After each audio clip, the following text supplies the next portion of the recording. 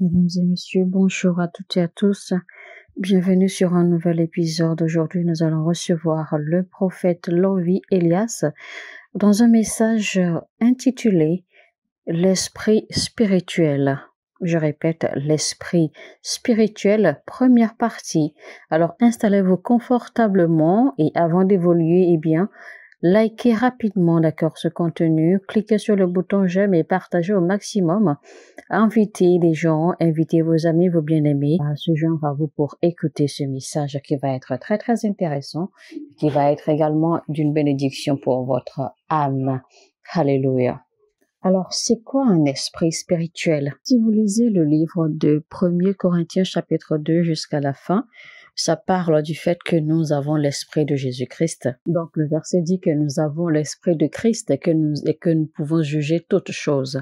Mais nous savons que notre Seigneur Jésus-Christ n'est pas un homme. Et quand vous lisez Philippiens chapitre 2 au verset 4, il dit que cet esprit qui habite en notre Seigneur Jésus-Christ habite également en vous. Ça veut dire que c'est un esprit qui existe, mais un esprit qui n'est pas au-dedans de vous, c'est-à-dire qu'un esprit que vous n'avez pas encore, et un esprit que vous pouvez recevoir, un esprit qui peut entrer en vous, qui peut vous posséder, un esprit qui peut devenir une partie de vous. Donc, c'est un esprit que à l'origine, vous n'avez pas. Ça veut dire qu'à l'origine, nous n'avons pas l'esprit de Christ. Et donc, l'esprit de Christ est à recevoir. Et cet esprit de Christ doit résider en nous. Il faut faire très, très attention à cette nuance. Alors, l'âme de l'être humain est un organe très, très intéressant à étudier. Un organe très, très intéressant, d'accord, auquel il faut faire attention. L'âme est une chose immatérielle. L'âme est plutôt spirituelle. Donc, l'âme n'est pas un élément matériel, l'âme est complètement immatérielle et l'âme est spirituelle en sa nature. Donc, l'âme, quand bien même elle n'est pas un esprit, elle est spirituelle. Donc, l'âme est assez spirituelle pour être manipulée. L'âme est assez spirituelle pour être tourmentée en enfer. L'âme est assez spirituelle pour entrer au paradis. Donc, en réalité, ce n'est pas votre esprit qui va au paradis, c'est plutôt votre âme qui va au paradis. Donc, c'est votre âme que vous devez travailler pour qu'elle puisse entrer au paradis. La Bible nous dit clairement que quand un homme décède, son esprit retourne au Créateur. Son esprit retourne à celui qui lui a donné l'esprit, mais l'âme de ce dernier peut aller en enfer. Donc, l'âme et l'esprit sont deux choses différentes. L'âme peut aller ailleurs et l'esprit retourne tranquillement au Père. L'esprit ne va nulle part, mais l'esprit retourne toujours au Créateur. Mais l'âme peut aller soit au paradis, soit en enfer. Donc, vous avez reçu le salut pour sauver votre âme et non votre esprit. Parce que votre esprit vient de Dieu et le jour où vous recevez votre nouvelle naissance, votre esprit change. Mais le salut que nous avons reçu à travers la mort de Jésus-Christ n'est pas pour l'esprit, c'est plutôt pour notre âme. Donc Jésus-Christ est mort pour sauver notre âme et non notre esprit. Que comme je l'avais dit, l'âme est spirituelle. L'âme est assez spirituelle, c'est-à-dire que votre âme est assez spirituelle pour survivre soit au paradis, soit en enfer, soit même pour errer sur la terre. Non, personnellement, moi, de tout ce que j'ai vécu, de toutes mes expériences avec Dieu, de toutes mes expériences avec l'Esprit de Dieu, avec les anges, etc., j'ai fini par comprendre. Et ça, c'est ma propre opinion. Ça, c'est mon opinion personnelle. J'ai fini par comprendre qu'en réalité, l'âme aussi est un esprit, mais un esprit qui est formé différemment de l'esprit, d'accord, qui va, de l'esprit qui retourne au Père quand un homme décède. L'âme est également un esprit, mais sous une autre forme, un esprit qui peut subsister, d'accord, soit en enfer, soit au paradis, soit encore qui peut errer sur la terre. Mais dès qu'un homme décède, son esprit retourne directement vers le Père. Mais l'âme peut rester, l'âme peut errer, l'âme peut survivre n'importe où. Donc, ça veut dire que l'âme est en réalité également un esprit en quelque sorte, mais juste qu'elle est formée différemment, elle est constituée différemment et elle est suffisamment spirituelle pour être tourmentée, elle est suffisamment spirituelle pour être manipulée, Quant à l'esprit qui retourne vers le Père, l'esprit ne peut pas être manipulé parce que l'esprit ne reste même pas, dès qu'un individu décède, l'esprit ne reste pas une seule seconde, mais l'âme peut demeurer longtemps. La Bible dit dans le livre de Genèse que Dieu forma l'homme et quand Dieu a formé l'homme, Dieu lui a insufflé le souffle de la vie et l'homme devint une âme vivante. Parce que vous savez, sur la terre, quand un individu décède, eh bien son esprit retourne directement vers le Créateur. Mais l'âme d'un individu qui décède peut être capturée, peut être tourmentée, c'est-à-dire que peut être piégée, d'accord, encore sur la terre. L'âme d'un individu, après son décès, peut ne pas aller en enfer, peut ne pas aller au paradis, mais peut être piégée, peut être capturée par des gens, par des personnes mal intentionnées, spirituellement, d'accord, dans des lieux spirituels, dans des sphères spirituelles. L'âme de quelqu'un qui est décédé peut être piégée, peut être capturée, d'accord, et même maintenue dans une maison, dans un lieu, dans un environnement, certainement pour être utilisé à des fins maléfiques. Et donc, quand cela se produit, ce n'est pas l'esprit qui est capturé, c'est plutôt l'âme qui est capturée parce que l'esprit ne peut pas être capturé. Parce que l'esprit est de Dieu et l'esprit retourne directement à Dieu. Je sais que généralement, en fait, vous avez toujours cru que c'est l'esprit qui est capturé, que c'est l'esprit d'un homme qui est décédé qui est capturé, ou bien que c'est l'esprit d'un homme qui est décédé qui est en train d'errer. En réalité, ce n'est pas l'esprit qui erre, c'est plutôt leur âme qui est en train d'errer. Parce qu'il y a l'âme de certaines personnes, après leur décès, les âmes sont capturées, les âmes sont piégées, les âmes demeurent sur la terre en train de errer. Mais leur esprit n'est plus là parce que leur esprit repart directement au Créateur. Donc, les gens croient souvent, en fait, que même quand ils voient des esprits, quand ils voient des fantômes, ils pensent que c'est des esprits, d'accord, de quelqu'un ou de ceux qui sont morts qu'ils voient, mais c'est pas leur esprit, c'est leur âme c'est leur âme qui apparaît, c'est leur âme qui n'arrive pas à reposer en paix, d'accord, qui est en train de déambuler encore sur la terre. Mais quant à l'esprit, l'esprit est déjà reparti depuis longtemps au Créateur. Imaginez par exemple quand les disciples ont vu Jésus-Christ marcher sur les eaux pour avancer vers eux, ils ont pris peur parce qu'en fait, ils ont pensé que c'était un esprit ou que c'était un fantôme qu'ils voyaient. Et vous avez vu, ils se sont écrits, ils ont dit qu'ils pensaient que c'était un fantôme qu'ils voyaient. Et quand on parle de fantôme, en fait, on ne parle que, bon, en général, d'accord, les gens parlent en fait de l'esprit de quelqu'un qui est décédé, que l'esprit de quelqu'un qui est décédé est en train de déambuler. Donc, les disciples ont dit en fait qu'ils pensaient qu'ils ont vu un esprit de mort, qu'ils ont vu un fantôme. Et c'est pour cela en fait qu'ils étaient effrayés parce qu'ils ne pensaient pas que c'était Jésus-Christ qui marchait sur les eaux. Donc, je me souviens encore une fois, quand un homme décède, l'esprit retourne immédiatement au Créateur.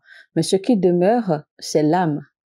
Et comme je dis, l'âme peut déambuler, l'âme peut subsister en dehors de Dieu. C'est-à-dire que l'âme d'un être humain peut subsister, d'accord, indépendamment de Dieu. C'est pour cela que quand quelqu'un décède, l'âme peut soit aller en enfer, soit aller au paradis. Ce n'est pas un truc définitif, ce n'est pas un truc automatique. L'âme peut être également capturée, d'accord, sur la terre en train de déambuler. L'âme peut être capturée, piégée pour être utilisée à de mauvaises fins, à de fins diaboliques, etc. Vous savez, quand les gens meurent, l'on écrit généralement repose en paix.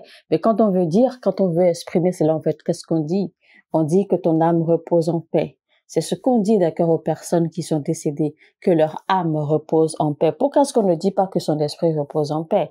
Mais on dit que leur âme repose en paix. La Bible dit que Dieu a soufflé, d'accord, dans l'homme et l'homme est devenu une âme vivante. L'homme est devenu un être vivant. Ça veut dire que l'âme de l'homme, d'accord, possède en elle-même une substance pour subsister, une substance pour demeurer vivante, une substance pour survivre, d'accord, complètement en dehors de Dieu. Attention, l'âme n'est pas éternelle. L'âme ne survit pas éternellement, mais l'âme possède une substance pour vivre, pour subsister par elle-même en dehors de Dieu. Ça veut dire que votre esprit ne peut pas survivre en dehors de Dieu. C'est pour cela que l'on dit que tout homme qui n'a pas l'esprit de Christ ou qui n'est pas en Christ est un homme spirituellement mort. La Bible désigne ceux qui ne sont pas en Christ comme étant des gens spirituellement morts. Ça veut dire que quand vous n'avez pas l'Esprit de Dieu, que vous n'avez pas reçu l'Esprit de Christ, eh bien, votre esprit ne fonctionne pas. Alors, quand vous voyez, d'accord, les sorciers, les magiciens, ceux qui arrivent à opérer des voyages astraux, ceux qui arrivent, d'accord, à voyager dans le monde spirituel pour opérer des activités maléfiques, des activités démoniaques, des activités magiques, spirituelles, sorcelleriques, occultiques, etc., et etc., eh bien, ces gens n'opèrent pas avec leur esprit parce que rappelez-vous, l'esprit est donné par Dieu. Donc, on ne peut pas manipuler l'esprit parce que ça vient de Dieu. Et l'esprit ne peut pas vivre indépendamment de Dieu. Donc, on ne peut pas utiliser l'esprit, d'accord, contre la volonté de Dieu. Et donc, ces gens, en fait, n'opèrent pas avec leur esprit, mais ils opèrent avec leur âme. Parce que rappelez-vous, j'ai dit tout à l'heure que l'âme peut survivre, l'âme peut subsister complètement en dehors de Dieu.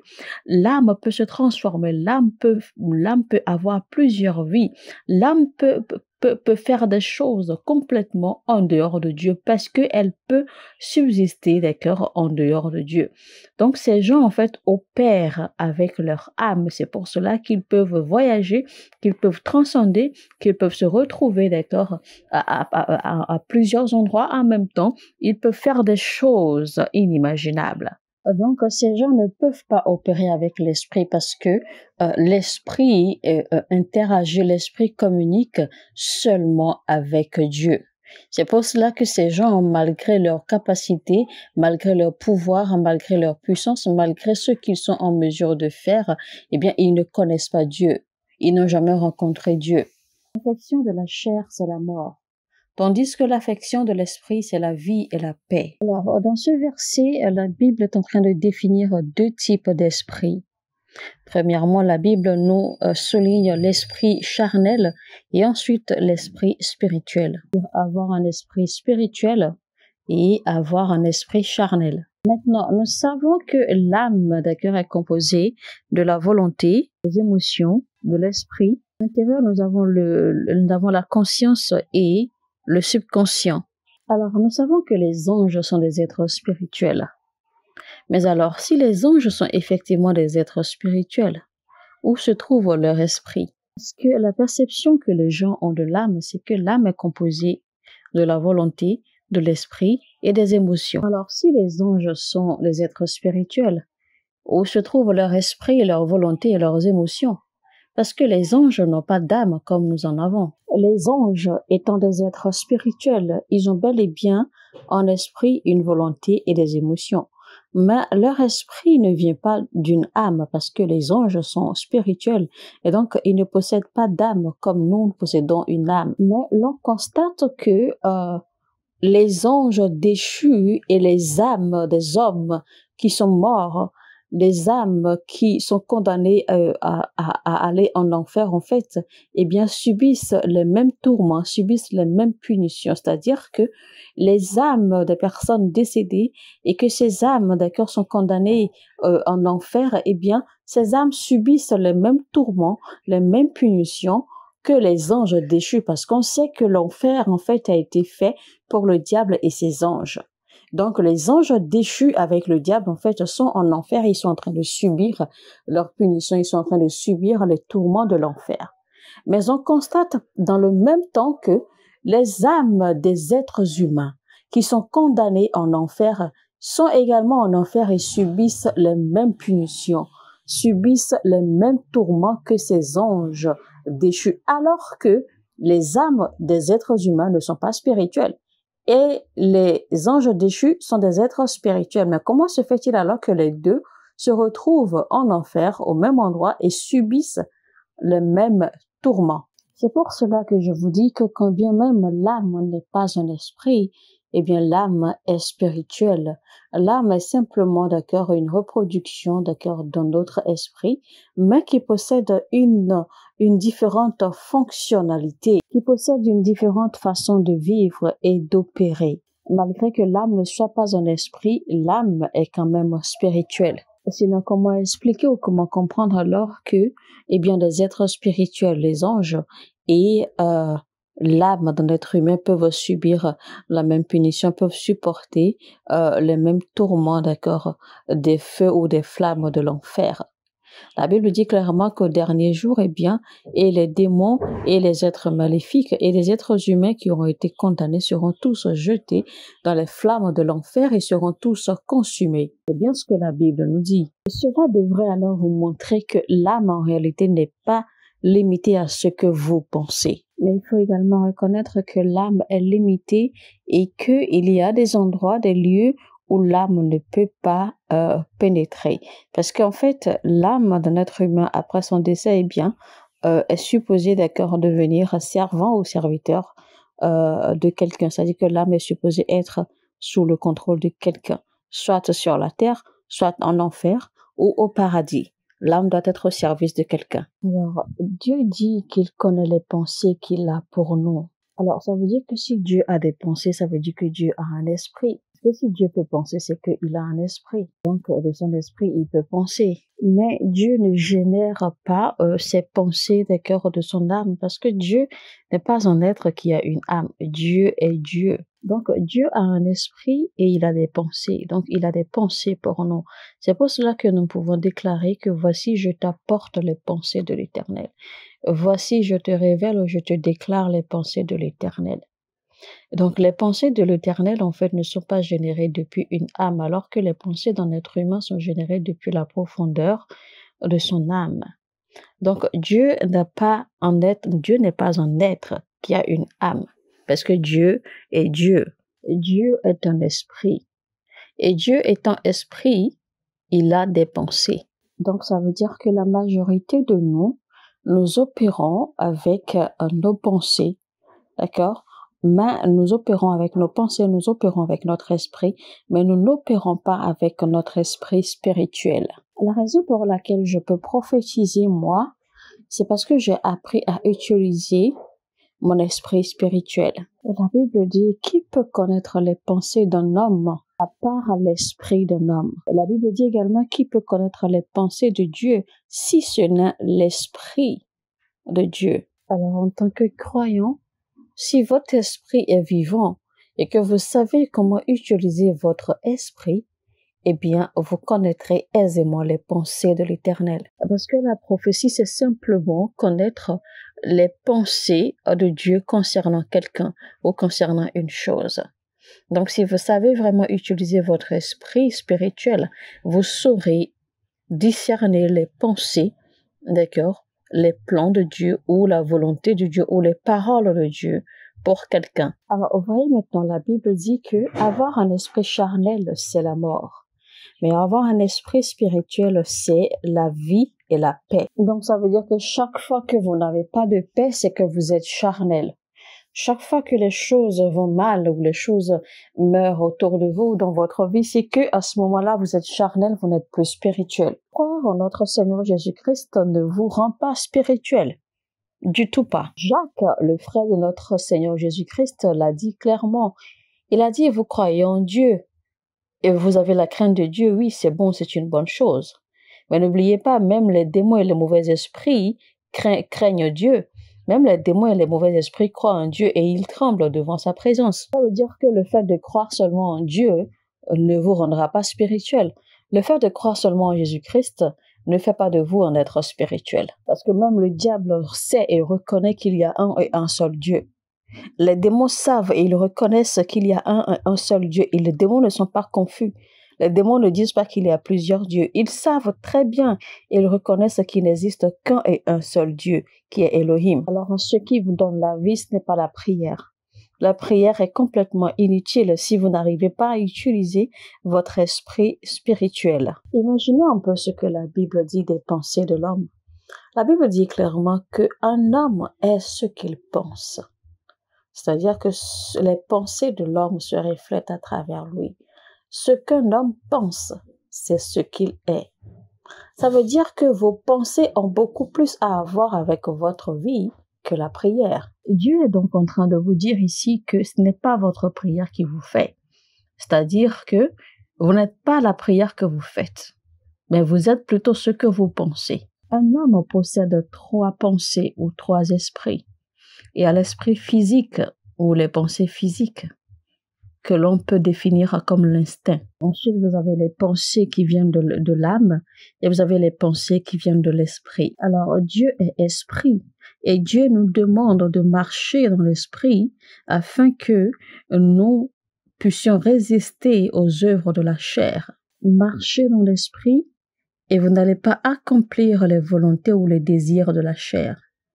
Mais la question demeure celle-ci. Comment donc marcher en esprit? Ça, c'est la vraie question.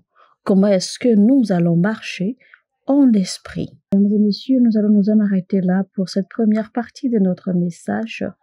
L'esprit spirituel avec le prophète Lovi Elias. Je vous retrouve dans un deuxième épisode pour continuer, pour poursuivre la deuxième partie de ce message. Alors nous allons découvrir ensemble comment donc faut-il marcher en esprit pour ne pas succomber aux désirs, aux œuvres de la chair. Si ce message vous a édifié, n'hésitez surtout pas à liker, cliquez sur le bouton j'aime et partagez au maximum autant que vous pouvez sur toutes vos plateformes sociales, même des plateformes auxquelles vous pouvez avoir accès, et bien partagez autant que vous voulez. Permettez que d'autres frères et sœurs dans le corps du Christ puissent avoir accès à ces messages pour leur croissance spirituelle, pour l'édification de leur âme. Si vous n'êtes pas encore abonné à cette chaîne, alors faites-le rapidement, abonnez-vous et activez la cloche de notification afin de ne rater aucun de nos messages. Sur ce, je vous dis que Dieu vous bénisse et à très très bientôt. Shalom chez vous. Mon heure a sonné et votre heure a sonné.